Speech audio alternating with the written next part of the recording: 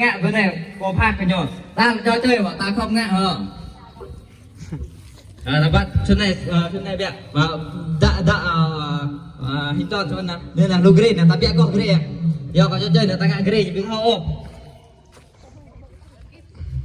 cho chơi thăm mua phát này nhầm là rồi thôi nè à rồi phải nha luôn là trong in nha cho chơi là những con này hả này là po chi điểm nữa này hả nè nhưng mà cái chân này là po ngơ rồi là hắn năm mươi xong rồi cho là tao cách phát nhiều phát cố gắng cho chơi này cho chơi đoàn kết đây xong rồi lê đoàn kết nhỏ bị cho là ta trước rồi xong rồi bỏ phát này kìa rồi còn lại đoàn kết còn lại kết mấy hả đoàn kết kết hai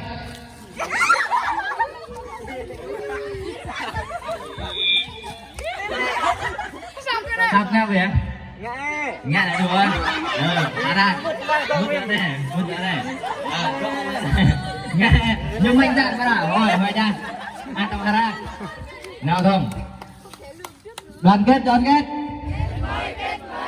kết 2 nam 1 nữ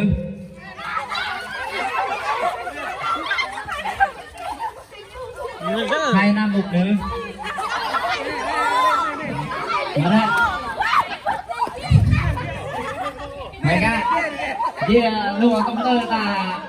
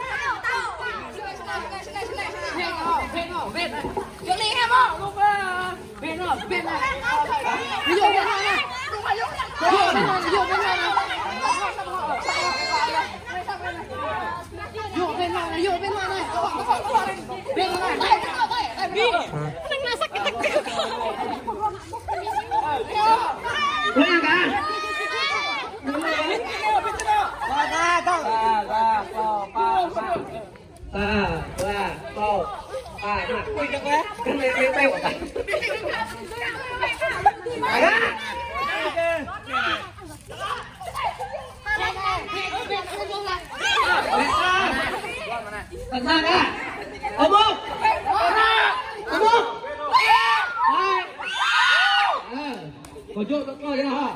1, 2, 3, sắp đâu?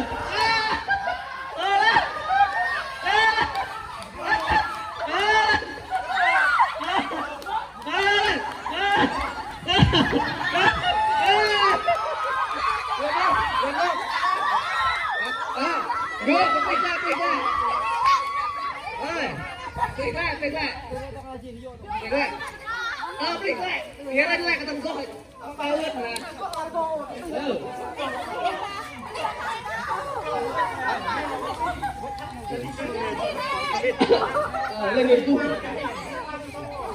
có cái kia này không đi này này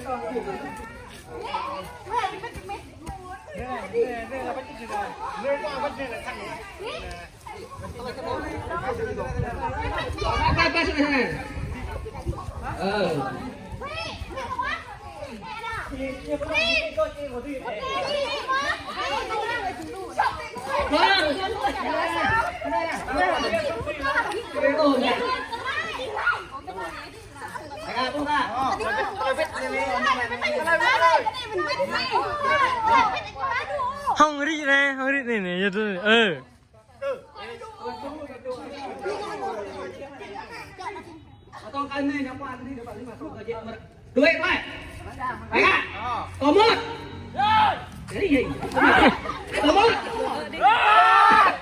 phải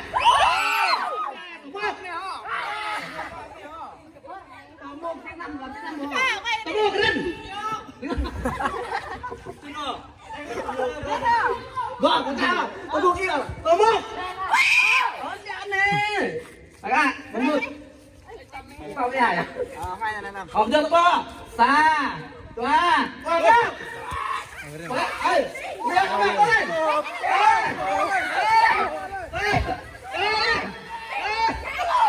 Ngerang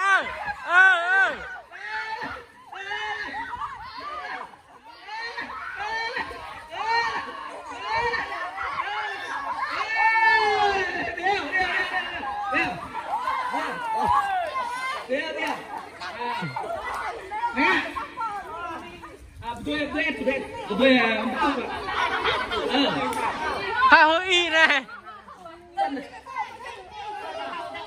Ở ta nhầm à? Đây là điêu. Điêu. Nó đi mịt rồi. Nè.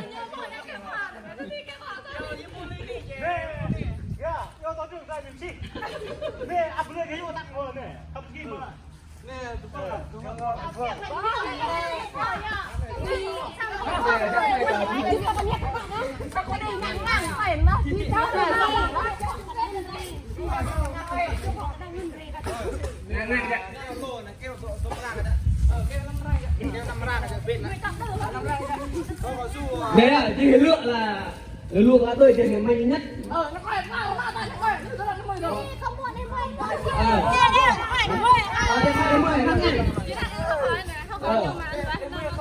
Đừng quay câu, đừng quay câu. Được mà. Đừng quay câu đây. Đừng quay câu, đừng quay câu. Cái này. Đừng quay cái này, tô mốc.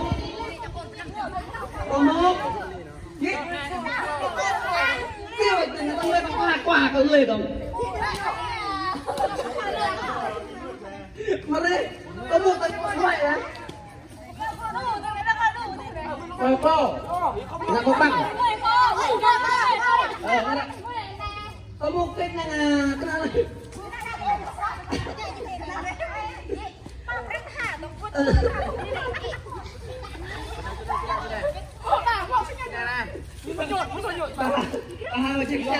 Orang ơi, sao nào? Mà ra, đùa mười từ này.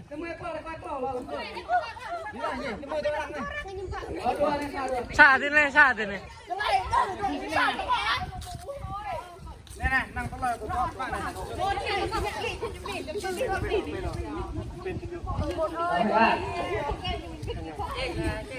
Con này này À tôi luôn không có cái gì. Tôi chỉ bên đạn nè. Hả?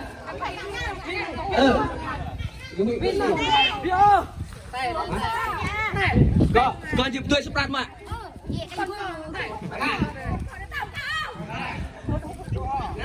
Hít vào. Đi lên. Cái này. Hít vào. Hít. Ra ra.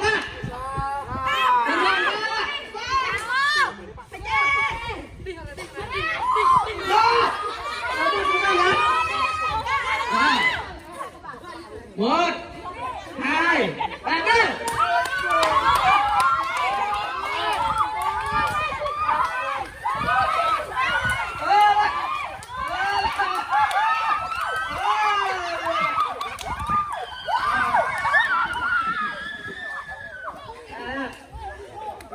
Tôi hay là tôi ngọ nhà tôi đi tôi mua cây vô ở ngoài cái thằng rồi.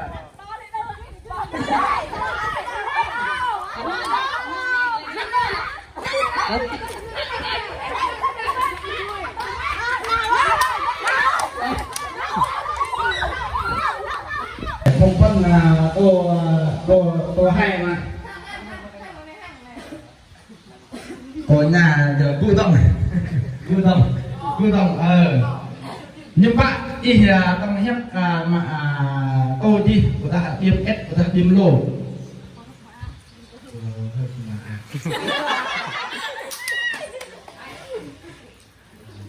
Cái đồng.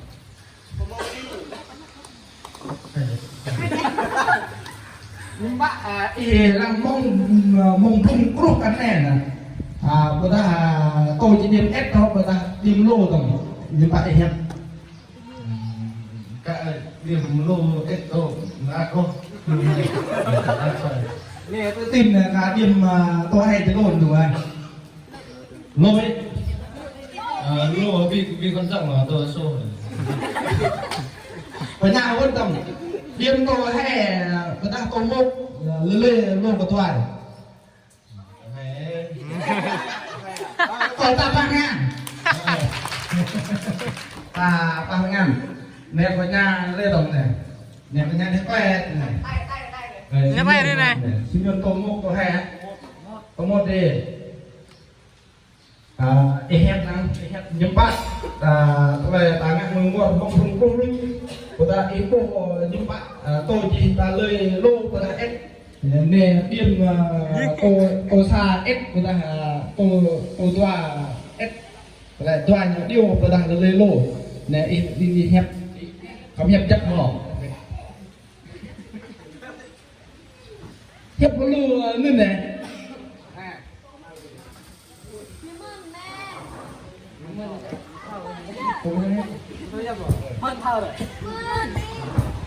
ấm đẹp vào nhà còn nhắc đi mua này ngọc thòng nga thôi này vô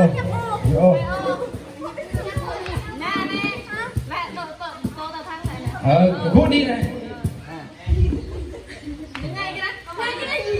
ở nhà là tô thoa tô này này tô hay tô một là một gom ngã là tôi chơi không không lúc nhưng bạn ý tự tin ý hết chẳng cả tô tài nhóm ác của ta tô ta ngọt thì những bạn ta được dân rồi nhưng bạn ta tự tin bị tô ta không nhấp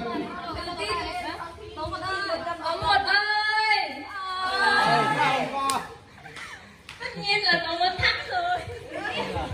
có ta bạn với ngàn nữa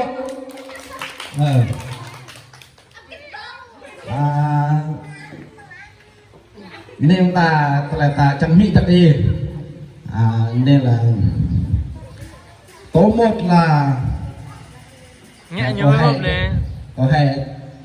có hay như lô vậy rồi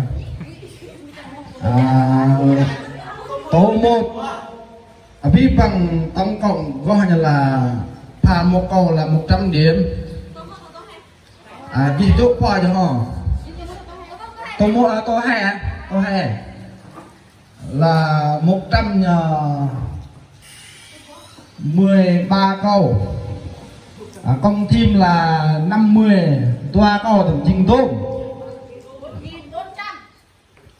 đúng ấy có 8.000 from rồi tô xa không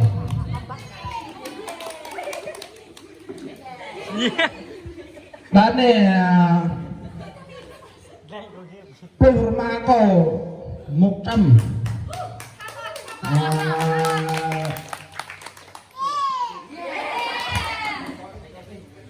nhưng bạn tao minh này con team toa cầu Roma Plus điểm chừng tôm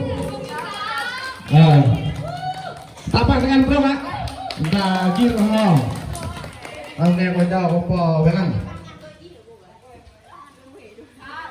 Đây là học theo bản tự tương tác. Theo bài toán tự tương tác hôm nay thì xong đèn lồng Đức Chúa Trời. Và đến xong đèn lồng Đức Chúa Trời thì đó. Thì một câu hỏi này là chúng ta đã ghi mục sư giảng rồi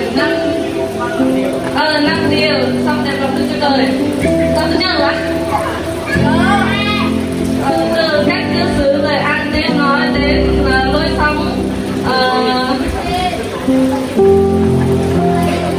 lối sống tự tin với lại đời sống thanh sạch. Nói chung đời sống thanh sạch đi vào mình ta là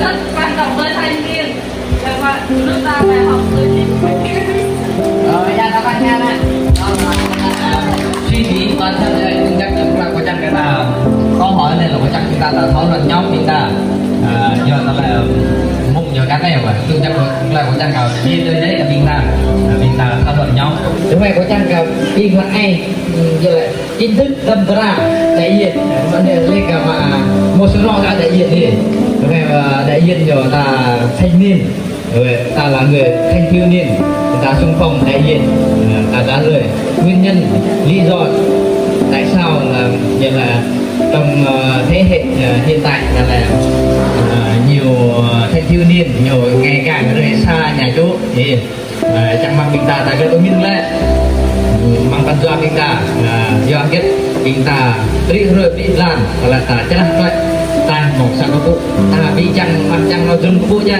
tapi macam nó ram bopet ya dan này ta khắc lần ta lỗ lỗ mà hiện nay có nghĩa là cái đúc kết kita mang do câu hỏi luôn mà dọn lôi ta để là tiếp kamu mà nắp lên ta một rạng toàn tổng mang này lên ta berjip mang mong ngày ngor mang mong gam này kita lebih kita lebuk kita untuk đi vào kita nên ta căn bộ lại là ta có marasar yang lain